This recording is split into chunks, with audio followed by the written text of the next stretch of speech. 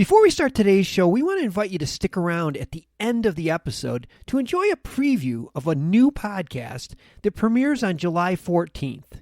As the industry's exclusive cannabis podcast network, MJ Bulls is proud to present Women Leading in Cannabis.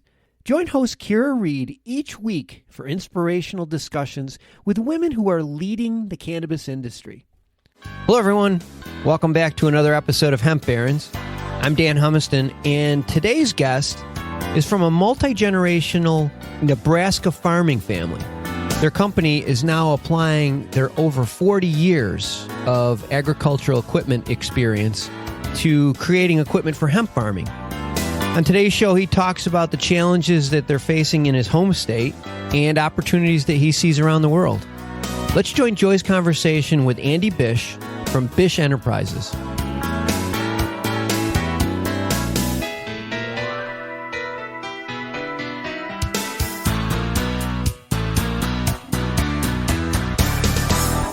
Thank you so much for being with us on Hemp Barons today. Yeah, well, thanks for having me, Joy. Such an honor and such a pleasure. And I know you're in a foreign country as you explore the plant and all of its opportunities and how you can contribute to these emerging industries globally. And so we've got a little bit of a delay here today as we speak. So just thanking the listeners in advance for minor pregnant pauses that they may hear between question and answer. So, Andy, you come from a long line of an agricultural family, bish-enterprises. You're Andrew Bish of the Bish family of Nebraska. And I think, correct me if I'm wrong, the third generation in farming equipment. Is that correct? Yeah, that'd be correct. The company was founded in 1976 by my grandfather, Harv. My mother and father, Brad, and Christy Bish own the company today, and I operate the day-to-day operations. So it's so amazing to get to meet your entire family, as I do. Your mother, your father, your brothers, your wife, your daughter, all involved in this promising, versatile crop. What was the deciding factor? What was the inspiration when Bish Enterprises decided they were going to get into hemp farming equipment? Please tell us about how that impetus began. Yeah, it was purely by accident. We'd been working on a new technology for the sorghum and sunflower industry. And a customer of ours from the custom harvesting side of, agriculture reached out to us and said, hey, we think this product would work great to harvest some grain hemp that we have out in Colorado. We'd never done anything like that. I'd never heard of anybody doing anything like that. This was in 2016. And so we took the opportunity to go out there with a piece of equipment, and our first year we ended up harvesting 180 acres of hemp, and technically we destroyed 180 acres of hemp because it did test hot. It was the infamous Colorado Gold, and after that point, we just got more and more involved in the industry as we saw that there was a sincere need and a lack of people going into that area to find solutions for growers and harvesters. And so did you start out by modifying existing equipment? And I think probably that is what you still do as a service, is to modify existing equipment and then start to build new equipment. Could you tell us a little bit about those options and services and products that Bish Enterprises takes care of for us? Yeah, so the original product that we actually developed from the ground up. And so that was something that we engineered in-house. It was an all-new type of header. We just hadn't specifically designed it for sorghum. We designed it for sorghum. So there was just minor modifications that we needed to do for hemp because we've been working in millet, and millet is a very fibrous crop that has a lot of problems with wrapping, similar to hemp. And so we learned a lot of our lessons early on with millet. And so it was really an easy transition over to hemp with that particular product. Now, some of the other products we work with, like the single row harvester, those were originally invented for the tobacco market. And we've helped re-engineer that so that it works for hemp, because there is some machinery out there that can easily be modified to work in different aspects of the cultivation process of hemp. And then on the harvesting standpoint, the same way, we're still working on modifying equipment, but also developing brand new equipment to bring into the marketplace. And just so that we can educate the listeners just on some basics about farming equipment, could you explain to the listeners what, for example, a header is? Yeah, so headers go on the front of either combines or swathers or forage harvesters. And basically, it's just a harvesting device that feeds a larger machine that does some sort of processing. In a combine, they're going to separate out the grain from the chaff. In a forage harvester, you're going to chop up all the material. And then in a swather setup, you're actually just going to cut the material with the header and lay it on the ground. So a header is basically just it's an accessory for one of those items that basically does the cutting part of the harvesting. And is Bish thinking about getting into what we've seen and what you have probably also seen in Europe and in other countries? We're seeing them pop up in China now, also a double header. So we're making two cuts, one about 8 inches above the ground or so for that valuable, thick, long, strong stalk, where again, we've got some wrapping issues. And then another cutter for the top, sort of the flower head. Thinking about getting into that as well, or? Yes. So we actually already have developed a kit to put a header into the air 9 feet, and then we're currently working on building the bottom side of that. One of the challenges we came into when we started building that piece of equipment, though, was actually the genetic issues that we're having in the United States.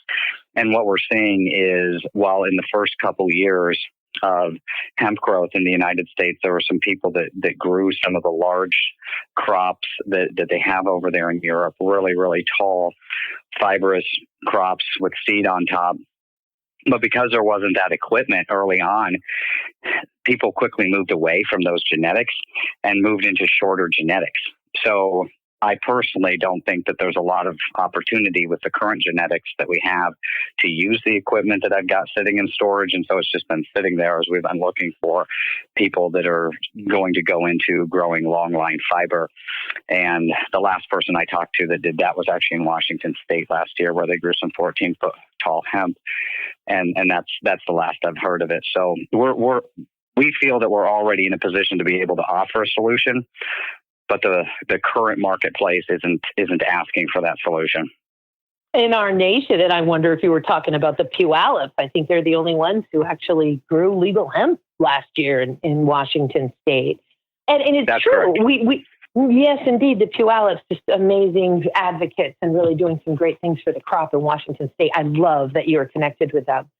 Indeed, we are growing our hemp extract, which is different than, an oil seed crop versus a fiber crop versus a hemp extract or hemp CBD crop, hemp sown for cannabinoids. They can look very different.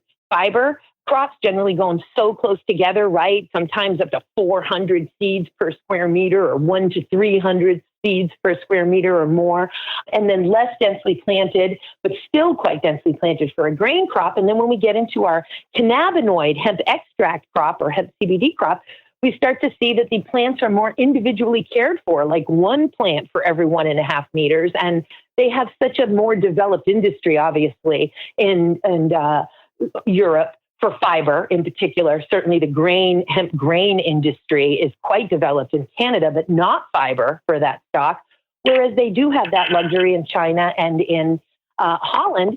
So even if their fiber hemp is only producing 3 to 4% CBD, that's fine for them. They're double heading it. They're cutting off the fiber. They're using that. They're using the co-product of the flower to make their CBD, and it works for them. And we're just not there yet in terms of infrastructure farming and infrastructure processing. But I'm not surprised and so grateful to know you're ready for us. Bish-Enterprises has our backs as the industry here emerges. And it is happening one foot in front of the other, particularly thanks to your family. I really feel like one of the predicaments that we're in is a result of the 2014 Farm Bill and the restriction of being able to move genetics across state lines. This is the first year that there's actually certain genetics can be moved. And so we're going to start seeing as we go into future years, especially this next coming year, we'll probably see a higher adoption rate of more appropriate genetics for different regions as the choice and selection actually becomes much more available to people.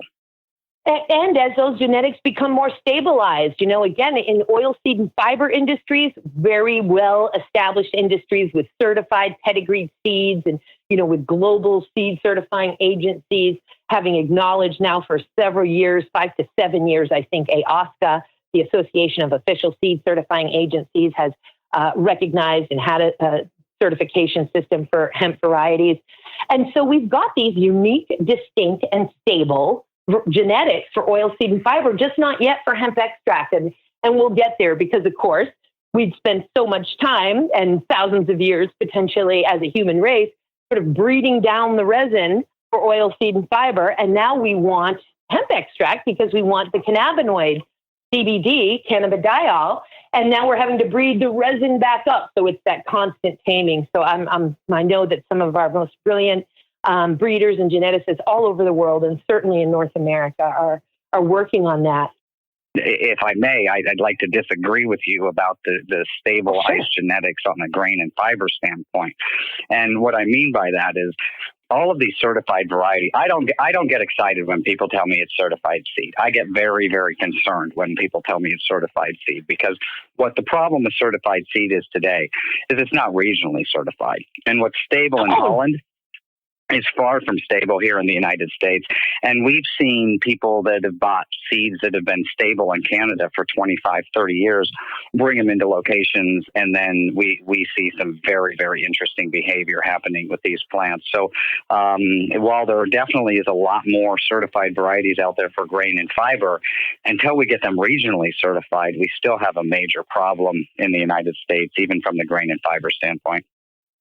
Oh, it's incredible, the variations between photoperiod, climate, soil, all of that from what we've got in North America. And I guess I'm speaking more globally and not nationally, that those certified varieties do exist. And I think it's important for us to educate the listeners that unlike our cousin medical and adult use and sacramental cannabis, commonly known as pot or marijuana, those schemes do not yet exist anywhere on the planet for a certified pedigreed seed, whereas they do exist for hemp due to the fact that many developing countries have been regulating hemp as an agricultural commodity for a number of decades now. The United States is just coming on board for that. So, but absolutely, what might grow in Canada will not necessarily, and has frankly proven, won't grow that well in Kentucky. However, in upstate New York, where we're close to Canada, those genetics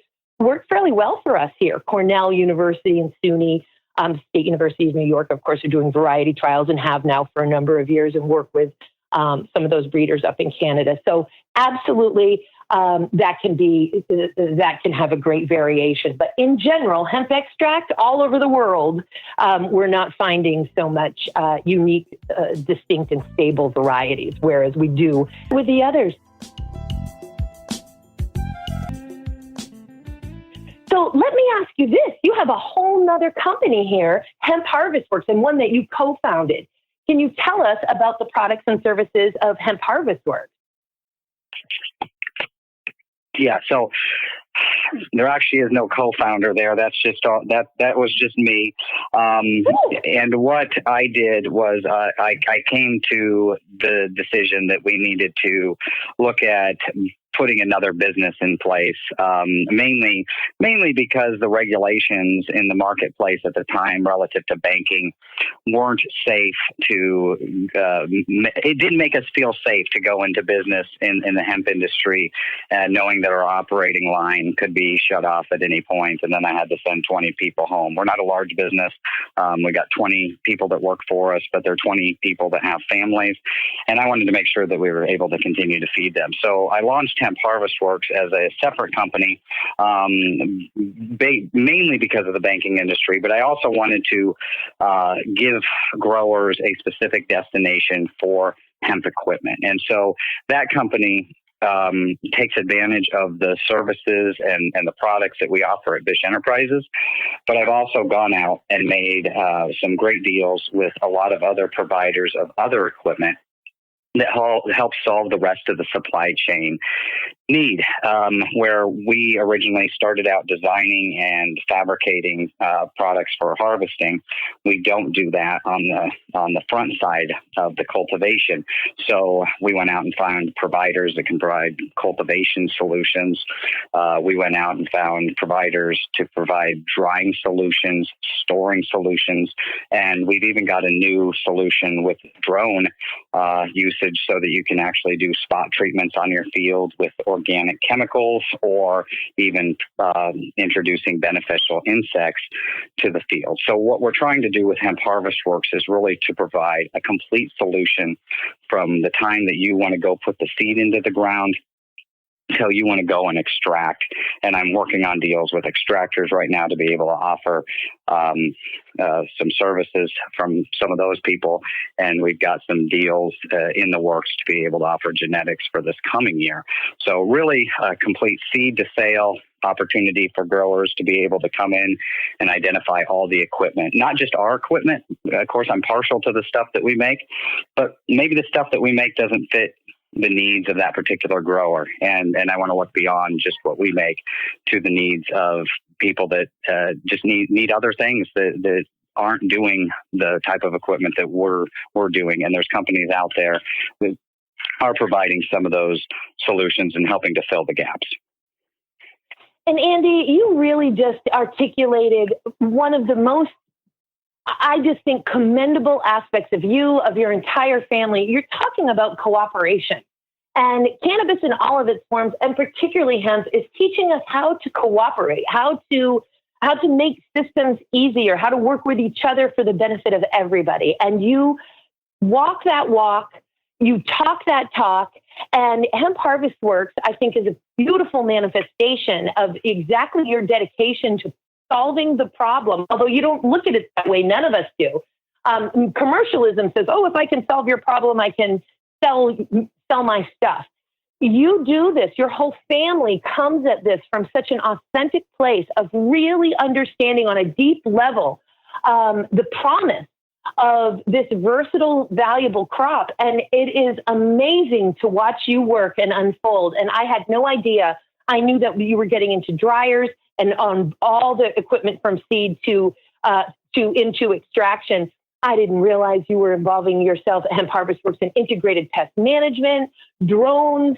Just thank you. And thank you for wanting to bring in everybody so that we can deliver the best solutions for everybody. Yeah, well, again, I come from a family of growers. So while this business has been in the business since 1976, when you look at how we got into business, my grandfather was a farmer. My other grandfather is a farmer. My uncles are farmers. I've got aunts that farm. I've got cousins that farm. And so farming to me is the key to life in America. It's how we eat. It's how we feed ourselves. It's how we feed the world, the things that we're doing here. And now we've got an opportunity to provide not only food, but we can provide medicinal solutions, therapeutic solutions, housing solutions. And so to me, the plant itself motivates me to do what we're doing because of the benefits that it's providing to the community around us, not only to the farmers and growers that are producing it, because some of these people just aren't going to get the yields that they need to be able to survive on the corn, soybean, wheat commodities that are out there. And so it gives them another solution, but also to the people on the backside that benefit from the crops that they're growing. So to me, this plant touches my family and myself in a lot of different aspects. And, there are lots of farmers out there, but not all farmers are converted into advocates. And indeed, it's true that without the top 6 inches of soil and rainfall, we would all be dead. Agriculture is how we live, how we stay alive. And indeed, when we're talking about a plant that is really here to serve all of humanity's needs, from human and animal nutrition, body care, pharmaceuticals, nutraceuticals, building materials, plastics, paper, textiles, nanotechnology, industrial sealants and coatings. I mean, oh my God. So you respond to my talking about what an advocate you are and what an inspiration you are to the whole community in North America and globally. You respond by saying, hey, I come from farmers, but I know a lot of farmers and they're all wonderful. you are an advocate, brother. If there is something happening in hemp, you are there. You are weighing in. You're at every event, educating. You serve so many different nonprofit organizations as a member or in leadership. And it is just we're just so grateful to have you, Andy. And we can tell you are just a lightning rod for what is happening here, your whole family, but such an important role. And that brings me to the fact that you applied for a license to cultivate hemp and maybe even process hemp, you'll correct me, there in Nebraska. And as such a leader, not only in America and North America and beyond, there was a randomized process for folks who were getting the license. So despite the obvious asset that you are to advancing this crop in your state and in our country, you didn't get a license. Can you tell us a little bit about that? Yeah, I definitely am a frustrated individual. I can admit to that. You know, my brother and I introduced the language to LB 657, the bill that ultimately passed in Nebraska and created a law that allowed for farmers to grow hemp. And throughout that process, we worked tirelessly to make sure that the right things in the industry were getting put into that bill. I happen to live in a state where the administration still is confident that our goals are nefarious and that we're trying to grow marijuana inside of these hemp fields. And so it's really hard to work with the administration with that vantage point. So they actually took the good bill that we wrote and put in some additional regulations so that they could have this random process. Ultimately, I think to thwart what we're trying to do and the people that put a lot of energy into the process, because everybody that put energy into this process is in the group of people that was not selected. But also, when they selected did this random process, it's obvious that it's not random based on some of the individuals that were selected. There were some random selections, but there were also a lot of selections that were obviously not random. So there's a lot of politics going on in Nebraska, which make it very frustrating. And I have definitely voiced my opinion to the state. And I can tell you, like I said, I'm a very frustrated individual because we are making machines that we need to test, and we need to test now. And the only way that I can test these machines today is I can either drive out of state and take the money that we would spend in state and go and spend that on hotels and meals in Colorado and Kentucky and Tennessee. Or I can bring that material into the state and I can process the hemp illegally. And that puts me in a very difficult situation, as the whole purpose of passing this bill was to keep me from being the criminal that the state thought that, not the state thought that I was, but ultimately the way that the law was written, my activities were criminal activities for the last 4.5 years. And, most departments of ag and states in general, generally speaking, legislators are generally excited. By the time they get it, they've been educated by activists for a number of years. And by the time we hit a stride with the state legislature, they're usually pretty excited about it. And generally speaking, hemp bills are passing now almost unanimously, if not unanimously, in both chambers. But in Nebraska, and then those states' departments of ag are usually pretty excited about reintroducing this very unique and versatile crop of which the United States has such a rich and jaw-dropping history. The state departments of ag, of course, are reviewing and analyzing applications based on the highest chance of success. Does this farmer know what he's getting into? Does this farmer have access to equipment? Does this farmer have a market to sell into? All of those things. In that respect, Hemp Harvest Works and/or bish-enterprises and/or Andy Bish himself is literally the ideal candidate, the ideal applicant to help this promising crop emerge in a state. And here it is. Your own state has denied your application when, in fact, you are the ideal applicant in any of the 50 states.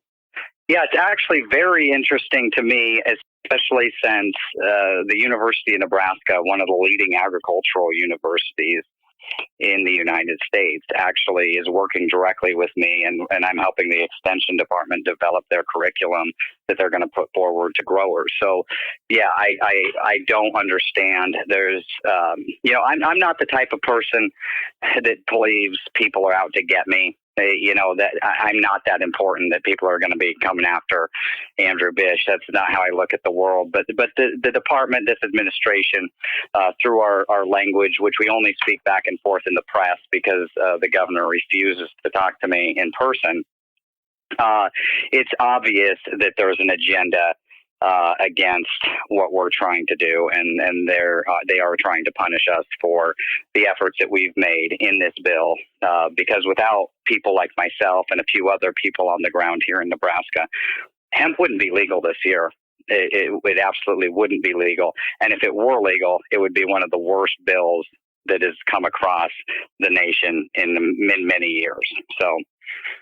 And there's no doubt about that, Andy. But there's another thing that there's no doubt about, and that is that time is coming, and your time is coming. And just like we saw, I generally liken the cannabis revolution, the hemp revolution, or any aspect of it to the civil rights movement. And I say, this is like when we watch the shameful, embarrassing. I mean, I'm embarrassed and ashamed for these Southern governors who sat there in the middle of an obvious revolution and shift in our own society and civilization with regard to human rights and civil rights, and sat there on television, proud as day, to say, well, that's never going to happen in our state. We're always going to have segregation here. We're not going to be shipping people in the same buses in my state. And we look at them today, and they're like dinosaurs, just crying into the wind, a dying wind. And that is exactly what's happening in various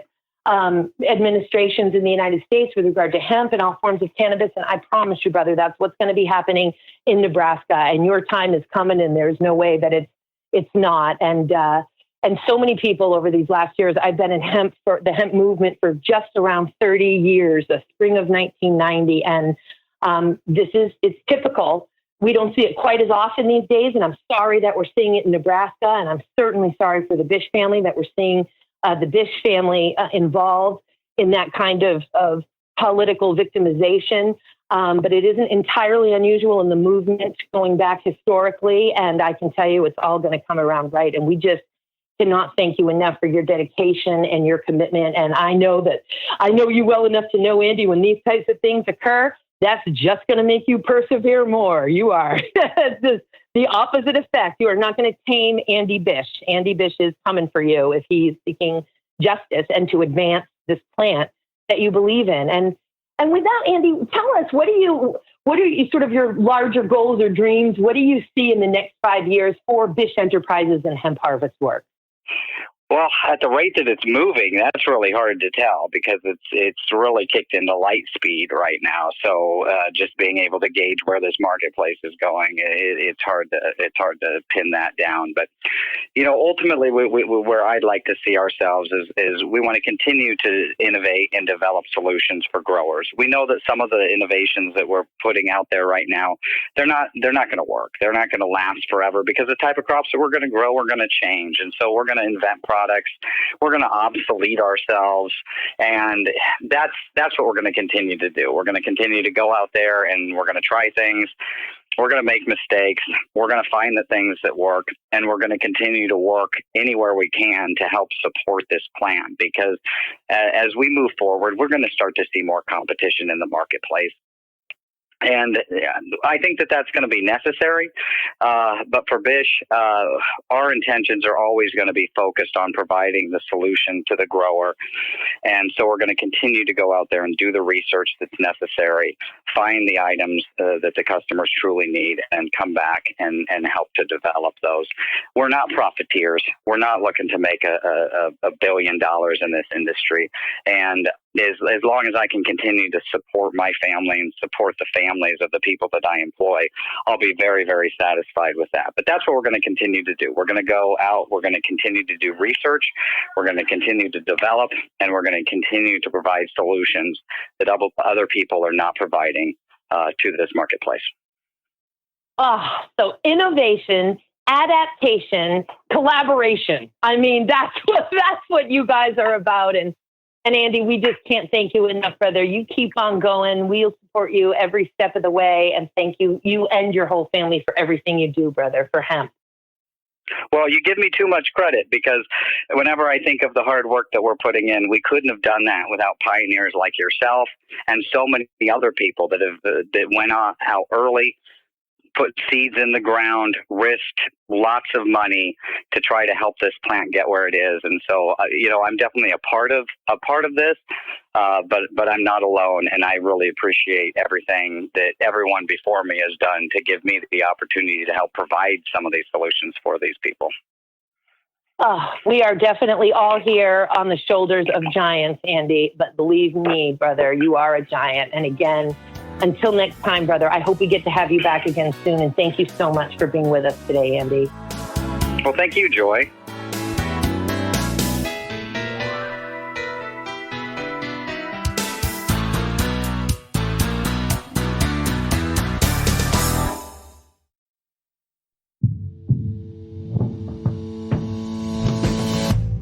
Tell me, boy, you make me so bored. You need to walk the other way. I tell you once more. Please get out of my way. I don't want you no more. We're done here, boy.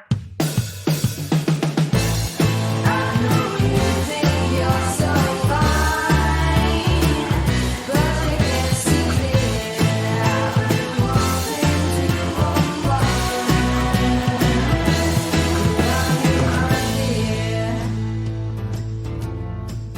Hi, my name is Kira Reed, and I'd like to invite you to be inspired by the women who are leading in the cannabis industry. Each week, we will discuss empowerment, leadership, and what it means to be a woman in charge in marijuana, hemp, and CBD.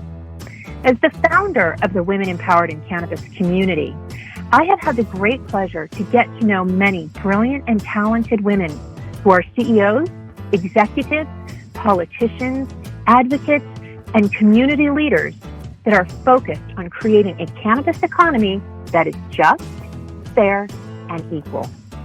We'll learn how these women make decisions, how they navigate a predominantly male industry, and what they're doing to level the playing field for women. I hope you'll join us.